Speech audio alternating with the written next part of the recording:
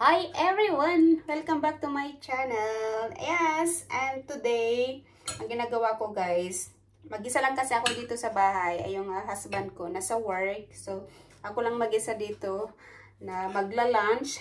So, ang kakainin ko ay nag-boil ako ng pasta. Yan, macaroni. Nag-boil ako ng macaroni and then last nung isang araw meron kaming yung tirang niluto ko na giniling na baboy and then nilagyan ko ng mixed vegetables. So yun ang kakainin ko ngayon guys na lunch today. So habang ako ay nagpapainit, so magkwentuhan tayo. So paano nga bang buhay dito sa Sweden guys? Ayan. So today is actually my 1 month. So 1 month ko ngayon dito sa Sweden guys. So imagine naka-survive ako ng 1 month. Ang bilis ng panahon, parang kailan lang nung dumating ako sa Sweden. And today is actually my 1 month ko na today guys. So nakakatuwa naman na naabot ko na yung 1 month. And then paano pala ako nakarating dito sa Sweden guys? So actually kinuha ako ng aking asawa. So galing ako ng Dubai. Doon ako nagwo-work sa Dubai guys. And then from Dubai, doon kami nag-apply ng aking papel. So nag-apply kami sa Dubai ng aking papel habang ako ay nagtatrabaho. So prinasas ng asawa ko yung aking papers guys. So siya yung nag-apply sa akin. And then yun nga, after ng many months na nang nag-apply siya sa immigration, and then naka-receive ako ng email galing sa immigration na kailangan kong mag-book ng appointment sa embassy sa Abu Dhabi. Kasi walang embassy doon sa Dubai guys, so I need to go to Abu Dhabi. So nagpunta ako ng Abu Dhabi, and then doon ako nagpa-interview. So after ko receive ng email na kailangan mag-book ng appointment kasi for the interview, so nag-book ako, and then binigyan nila ako ng slot after 1 week.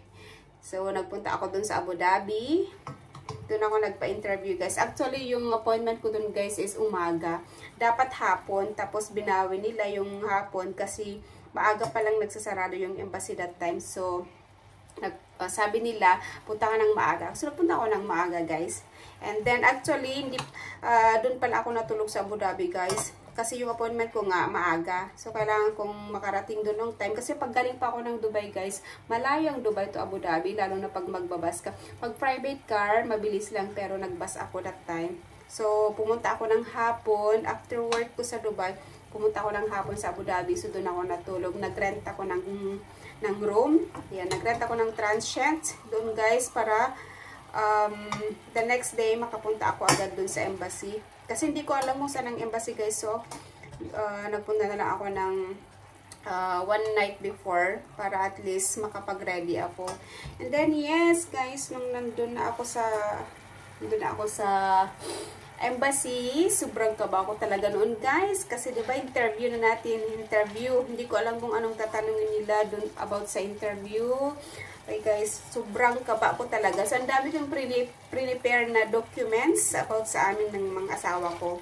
Ang dami kong prepare na documents, as in ang kapal ng envelope ko guys nung pumunta ako dun. And then ayan, kinakabahan kasi hindi ko nga alam kung ano yung katanungan nila, kasi inisip ko, what if hindi ko masagot yung question nila ng tama, tapos mali-mali yung sagot ko. So nag-pray na lang ako guys na masagot ko lahat ng kanilang tanong. And then that time guys, yung tinawag na ako dun sa interview room, yung babae, buti naman mabait nag-interview sa akin guys. So tinawag na ako dun sa room, and then mabait naman siya guys, kaya sabi ko, buti naman mabait niya nag-interview sa akin. So ang dami niyang tinatanong guys about sa amin ng mag-asawa. Basically guys, about sa personal relationship namin ng asawa ko. Yun ang tinanong nila. So kailangan lang nilang i-prove talaga na yung relationship namin ng asawa ko genuine talaga, hindi yung loko-loko lang na relasyon ba ganun. Kailangan nilang malaman talaga na totoo yung relasyon namin ng asawa ko. So Ang dami nilang tinanong about kung kailan kami nag-meet, kung ilang taon na kami, kung mag-asawa, kung kailan kami kinasal, kung kailan kami. Ang dami nilang tinanong guys about sa personal. Pati family ng asawa ko tinanong din sa akin. Buti nasagot ko lahat about sa family ng asawa ko guys. So, ang daming tanong sa akin about doon. Buti nasagot ko about sa family niya. And then, yung interview guys, mga more than 1 hour yung aking interview kasi habang ina-interview ka, ina-encode nila yung sagot mo. Ina-enter nila doon sa computer yung sagot mo para after ng interview, automatic na upload na nila yung sagot mo, then diretso na yun sa migration. So, it took for me like more than 1 hour ang aking interview. And then, after that, tinanong sa akin ng babae na nag-interview sa akin kung may mga documents pa ba akong ibibigay or i-add maliban sa in-upload namin din sa migration nung nag-apply ng asawa ko. And then, yun guys, ang mga binigay ko dun sa interviewer ay yung mga importance na kailangan na yung mga importante na supporting documents na alam mong makakatulong sa application ninyo. So, yung binigay ko yung marriage certificate namin ng asawa ko, yung mga pictures namin sa tuwing nag-meet up kami, and then yung mga travel documents namin, kaya ng mga ticket, mga boarding pass, lahat-lahat yun guys talagang tinago namin ng aking asawa sa tuwing kami nag-meet up. Tapos yung mga picture namin together with both families, yun guys. And then, after that, kinuha yun ng babae, yung nag-interview lahat ng mga pinasa kong papel, and then in-upload niya, and then sabi niya sa akin, the same day, i-upload niya yung interview na naganap that time, and then sabi ko sa kanya kung kailan ko makukuha yung resulta ng aking interview. Sabi niya, it depends sa migration. So, nag-antay ako guys. So, after 2 weeks guys, after 2 weeks ng aking interview na ginanap dun sa Abu Dhabi, sa Swedish Embassy sa Abu Dhabi. So after 2 weeks guys, finally guys, nung nasa work ako sa school, kasi sa school ako nag-work, nung doon ako sa school guys, tapos yun, nakatanggap ako ng email from the migration. Sabi ko, ala, kinakabahan ako na nakareceive ako guys. Kasi alam ko pag yun, yung email na yun, either mag-a-ask pa sila ng another supporting documents, another information, or either hindi ka pasa sa interview, or nakapasa ka. So, yun guys, bago ko binuksan yung email, sabi ko, sana positive to guys, positive feedback. So yun nga, nung binuksan ko yung yung email galing sa immigration, ito yung unang nabasa ko doon ay Swedish, kasi usually kasi guys, Swedish yung inaano nila. So sabi ko, ala, Swedish hindi ko maintindihan. So meron namang translator doon na yun nga, may part doon na i-click mo para maging English. So click ko yun guys. Tapos yun guys, after pagka-click ko yung English, tapos sabi niya granted, sabi ko sobrang tuwa ko talaga. Sabi ko, hindi ko na-expect talaga guys na after 2 weeks ng aking interview, nag-grant yung aking residency dito sa Sweden, guys. So, kaya ngayon, nandito na ako sa Sweden. Ayun pala, guys, after kong ma-approve dun sa sa interview, nagantay pa pala ako guys ng 3 weeks. Nagantay pala ako ng 3 weeks kasi kailangan kong antayin yung aking residency card from Sweden to Abu Dhabi. Kasi doon nila isasend sa Abu Dhabi, sa Swedish Embassy sa Abu Dhabi, doon nila isasend yung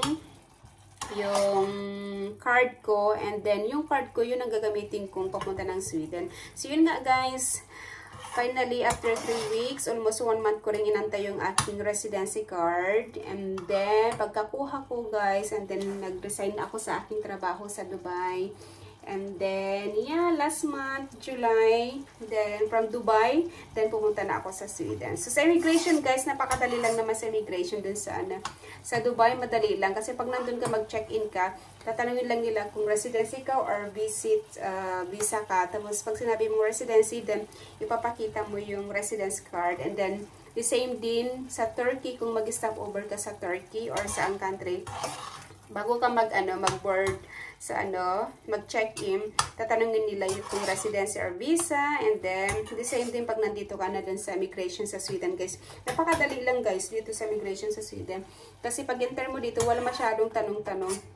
Kasi tatanungan lang nila kung visit or ano, residency. Pag sinabi mong residency, and then kukunin lang nila yung passport and then yung residency card, then i-scan nila sa system nila, and then yeah, here you go, welcome to Sweden na.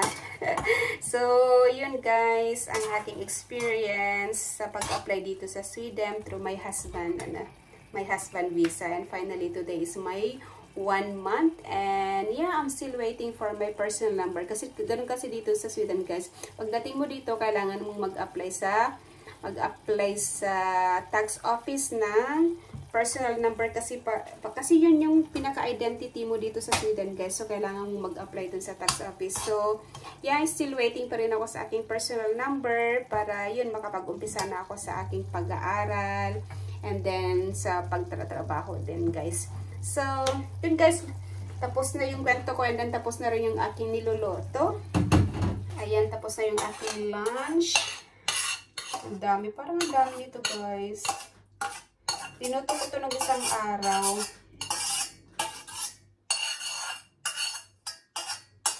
Ayan, tapos na tayo sa ating lunch. So, mamaya ko na hugasan to.